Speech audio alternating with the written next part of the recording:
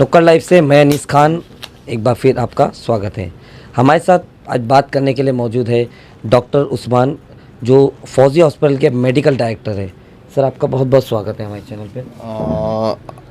सबसे पहले मैं आपके नुक्कड़ लाइव का शुक्रिया अदा करूंगा कि आपने मौका दिया कुछ कहने के लिए। बहुत बहुत शुक्रिया आपका। सर, आपने एक फ्री हेल्थ मेडिकल कैंप रखा है, हेल्थ चेकअप रखा है, जो सिर्फ औरतों के लिए रखा है। क्या मकसद था इसका? सर, दो चीज़ें, जैसे हमारे ओनर या हमारे जो बॉस है अनवर लकड़ावाला, उस्मान लकड़ावाला, इनकी हमेशा से शुरू से जब से हॉस्पिटल बना है, इनकी हमेशा एक ख्वाहिश रही है कि फौजी हॉस्पिटल को इस तरह से चलाया जाए जिसका एडवांटेज सभी को मिले, कुर्ला के विसिनिटी के सभी लोगों को मिले, चाहे अफोर्डिंग हो नॉन अफोर्डिंग हो। तो ये बेसिक एक्चुअली हमारा कंसेप्ट शुरू से यही रहा कि हम लोग कुछ ऐसी सर्विस करें या ऐसे खिदमत करें जिसका फ़ायदा हर एक को मिल सके। कोविड के बाद हालात ऐसे हो गए कि आज लोगों को फाइनेंशियली प्रॉब्लम भी बहुत है और काफ़ी चीज़ों की तकलीफ़ हो रही है। दवाइयों का कॉस्ट है, इलाज, बाकी चीज़ें तो है ही है, इलाज भी आज महंगा ही होते जा रहा है क्योंकि बाकी सब दूसरे कॉस्ट भी बढ़ते जा रहे हैं। तो ये सोच के लास्ट 4-5 महीने से हम कोशिश करते हैं कि महीने में 1 या 2 कैंप हमारा फ्री मेडिकल कैंप चालू रहे। अभी इससे पहले भी लास्ट टाइम हमने फ्री हार्ट चेकअप रखा था, फ्री डायबिटीज़ चेकअप रखा था। इस टाइम औरतों के लिए रखा है ताकि बहुत सारे ऐसे लोग हैं जो बेचारे परेशान हैं, सो वो उनका फ़ायदा उठा सके। अभी मेरे यहाँ तकरीबन 5 गायनोकोलॉजिस्ट है, doctor Suman Bijlani, doctor Musharrat Khan, doctor Anjali Malawade, doctor Shobhana Shinde और डॉक्टर आयशा अंसारी। तो ये सभी के सभी almost senior and quite good experience doctor है। इनके थ्रू ये कैंप मैंने रखा है ताकि इसका फ़ायदा मैक्सिमम लोग उठा सकें।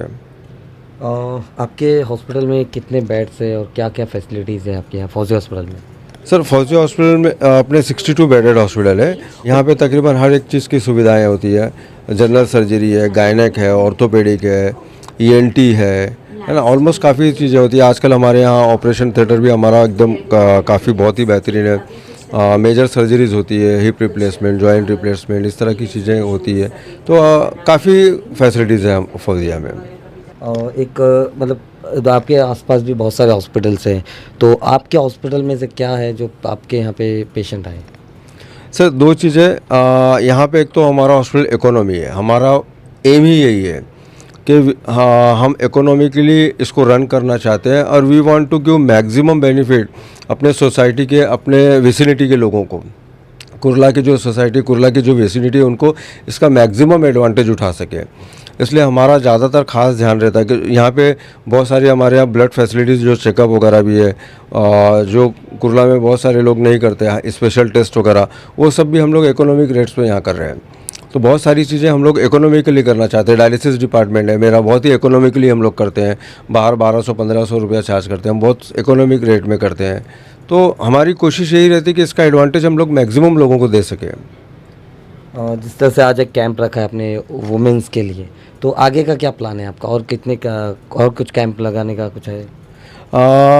सबसे इम्पोर्टेंट चीज़ तो आज का जो कैंप है काफ़ी सक्सेसफुल रहा। तकरीबन 200 से ज़्यादा औरतों ने इसका फ़ायदा उठाया अब तक के, और आगे अभी ये 2-3 घंटा और कैंप चलेगा। मैक्सिमम लोग इसका फ़ायदा उठाएंगे और आगे भी हमारा प्लानिंग है नेक्स्ट मंथ में पीडियाट्रिक कैंप करने का प्लानिंग है कि बच्चों के लिए कैंप किया जाए, बच्चों की हेल्थ पे ध्यान दिया जाए, उनके न्यूट्रिशनल एक्टिविटी पे ध्यान दिया जाए।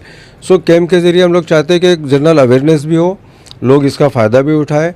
और कैंप के दिन हम लोग स्पेशली जितना भी ब्लड टेस्ट वगैरह या बहुत सारे टेस्ट है, सोनोग्राफी वगैरह, जितना भी हम लोग बहुत ही इकोनॉमिक वे में करके देते हैं कि भाई जो कॉस्ट है वो कॉस्ट पे या मैक्सिमम डिस्काउंट पे करके दिया जाता है। तो ये थे हमारे साथ बात करने के लिए डॉक्टर उस्मान, जो मेडिकल डायरेक्टर है फौजी हॉस्पिटल के, जहां कोविड को लेके काफ़ी लोग परेशान हैं, हॉस्पिटल्स के अंदर आने को लोग डरते हैं। इसी चीज़ों को देखते हुए फौजी हॉस्पिटल और ये डॉक्टर उस्मान और इनकी टीम जो है, ये इस तरह के कैंप हमेशा बार बार रखते हैं। औरतों के लिए, कॉमन बच्चों के लिए इस तरह के रख के फ्री कैंप रखा जाता है, जिसकी वजह से एक पेशेंट्स को हॉस्पिटल में आने का और फ्री में इसका फ़ायदा उठाने का मौका मिलता है और लोग इसका फ़ायदा उठाते हैं। डॉक्टर सुमन बिजलानी, जो फौजी हॉस्पिटल के कंसल्टेंसी है। मैडम, आपका फिर से एक बार स्वागत है हमारे चैनल पर। Thank you so much for having me. Hello to everybody. आप क्या आपकी स्पेशलिटीज़ है? आप मैं गायनेकोलॉजिस्ट हूँ, यानी कि स्त्री रोग तज्ञ। तो किस तरह के पेशेंट्स आपके पास आते हैं रेगुलरली? मेरे पास लेडी पेशेंट्स आती हैं जो कि गर्भाशय या उससे रिलेटेड कोई भी प्रॉब्लम्स होती हैं या फिर प्रेगनेंसी, डिलीवरी, इन सब की प्रॉब्लम्स मैं हैंडल करती हूँ। अभी कोविड और ओमिक्रॉन जैसा वायरस चल रहा है, तो इस सिचुएशन में तो प्रेग्नेंट जो लेडीज़ होती है तो उसको कैसे हैंडल करते हैं आप? देखिए, वैसे तो कोविड के जो प्रोटोकॉल्स हैं जो प्रिवेंशन के लिए, उनसे बचने के लिए, वो सेम ही होते हैं चाहे आप प्रेग्नेंट हो या नहीं हो। अगर प्रेगनेंसी में कोविड होता है तो ओवरऑल देखा गया है कि फर्स्ट वेव में प्रॉब्लम ज़्यादा नहीं आई थी, लेकिन सेकेंड वेव में प्रेग्नेंट वीमेन को ज़्यादा प्रॉब्लम्स आई थी। तो लेकिन अभी ये थर्ड वाला तो काफ़ी माइल्ड लग रहा है, तो इतने इश्यूज़ नहीं हैं। लेकिन येस, इन जनरल मुझे लगता है कि प्रेग्नेंट औरतों ने थोड़ी ज़्यादा एहतियात बरतनी चाहिए, उन्होंने ज़्यादा ध्यान रखना चाहिए कि उन्हें कोविड ना हो, क्योंकि कोविड से क्या क्या बच्चों के ऊपर असर हो सकते हैं अभी तक ये पूरी तरह से समझ में नहीं आया है। किस तरह की प्रिकॉशंस होती है, मतलब उस जब लेडीज़ प्रेग्नेंट होती है तो किस तरह से प्रिकॉशंस लेना चाहिए? ये आप कोविड के संदर्भ में पूछ रहे हैं या रेगुलर? रेगुलर। General, okay. वैसे तो आजकल मैंने देखा है लोग कुछ ज़्यादा ही एहतियात लेते हैं, लेकिन इन जनरल मुझे एक संदेश देना है कि प्रेगनेंसी में नॉर्मल रहिए। ऐसा नहीं है कि आपको कोई बीमारी हुई है, it's just a routine normal process है ये। लेकिन आपको एक्स्ट्रा क्या करना है, थोड़ा बहुत खाने का ध्यान रखना है। आपको हेल्दी खाना है, बैलेंस न्यूट्रिशन होना चाहिए, घर का खाना जहाँ तक हो सके तो बाहर का खाना, फास्ट फूड, ये सब चीज़ें अवॉइड कीजिए। और आप प्रेगनेंसी में भी एक्सरसाइज कर सकते हैं, सिंपल वॉक्स तो आप रेगुलर कर ही सकते हैं। तो ऐसा नहीं है कि आपको संभाल के चलना है, एक एक कदम फूक के रखना है, इट्स नॉट लाइक दैट। ये देखा गया है कि बहुत बार लास्ट मंथ में या 8 मंथ 9 मंथ में लेडीज़ जो सफ़र करती है, ट्रैवलिंग के लिए निकलते हैं, शायद अपने गांव चले जाती है, तो उस बीच क्या हो जाता है कि ट्रेन में ही डिलीवरी हो जाती है। तो ऐसे जो लेडीज़ होती है उनके लिए क्या अपील करेंगे आप? वैसे तो इन जनरल 34 वीक्स यानी कि 8वें महीने तक हम ट्रैवल के लिए बोलते हैं। अगर आपको और कोई प्रॉब्लम नहीं है, आप हेल्दी हैं और आपको और कोई बीमारी नहीं है, आपके गायनेकोलॉजिस्ट ने बोला है कि ठीक है, तो आप आराम से सफ़र कर सकते हैं। लेकिन उसके बाद ज़्यादा एहतियात रखनी है, क्योंकि पता ही नहीं कब किसकी डिलीवरी हो सकती है। तो 9th मंथ में ये सफ़र वगैरह करना इतना अच्छा आइडिया नहीं है। या आप फौजी हॉस्पिटल में आप यहाँ पे एज ए कंसल्टेंट आते हैं, तो आपका क्लिनिक, ओन क्लिनिक भी है कुछ? हाँ, मेरा खुद का भी क्लिनिक है, कुरला में ही है, LBS रोड पे। क्या नाम है? मेरे नाम से ही क्लिनिक है, doctor Suman Bijlani is gynaecological clinic. Thank you so much. Thank you too, thank you so much. हमारे साथ बात करने के लिए डॉक्टर मुसर्रत मौजूद है। मैडम, स्वागत है आपका हमारे चैनल पर। हेलो, अस्सलाम वालेकुम, good afternoon everyone. Doctor Musarrat Fauzia hospital Kurla से बोल रही हूँ। आज फौजिया हॉस्पिटल ने कैंप रखा है ओनली फॉर फीमेल्स, तो उसमें फ़ीमेल गायनेक्स भी हैं, डिलीवरी पेशेंट्स भी है। अल्हम्दुलिल्लाह बहुत अच्छा चल रहा है, काफ़ी अच्छा पेशेंट फ्लो भी आ रहे हैं एंड अवेयरनेस इंक्रीज़ हो रही है कि पेशेंट्स को यहाँ पर आना चाहिए। हॉस्पिटल में कुछ भी प्रॉब्लम है, छोटा प्रॉब्लम है, आके दिखाना चाहिए, चाहे ब्रेस्ट रिलेटेड हो, पीरियड्स रिलेटेड हो, या फ्लूइड का डिस्चार्ज का प्रॉब्लम हो, या प्रेगनेंसी रिलेटेड हो। That is very much important, क्योंकि निगलेक्ट कर दिया जाता है ये सब चीज़ें प्रेगनेंसी में।